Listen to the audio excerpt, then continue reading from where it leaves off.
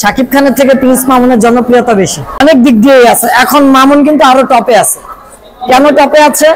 কারণ শাকিব খান, আমি ব্যক্তিগত প্রসঙ্গে একটু যেতে যাচ্ছি, শাকিব খান 2-3টা বিয়ে করলেও তাকে পুলিশ ধরে না, কিন্তু মামুন বিয়ে করে নাই, কিছু করে নাই, লাইলার সাথে জাস্ট থাকছে, তাও জোর করে না, লাইলা নিজেই ওকে রাখছে।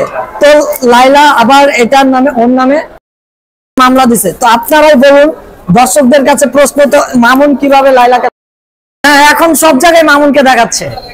শাকিব খানের সিনেমা চলতেছে জাস্ট সিনেমা হলে, আর মামুন সব জায়গাতেই, টিভিতে বলেন, প্রেসে বলেন, নিউজে বলেন, সব মামুন।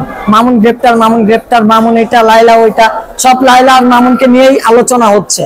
শাকিব খানকে নিয়ে কিন্তু এতটাও হচ্ছে না। আমরা কাছের ভাই ব্রাদার, এখন হালকা পাতলা তো একটু ফলো করতে হয়, যেহেতু ভালোবাসার মানুষ।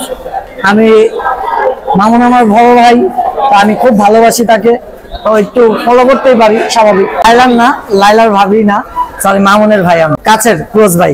এটা একটু প্রাইভেট থাক, এটা আমি নিজে থেকেই করেছি।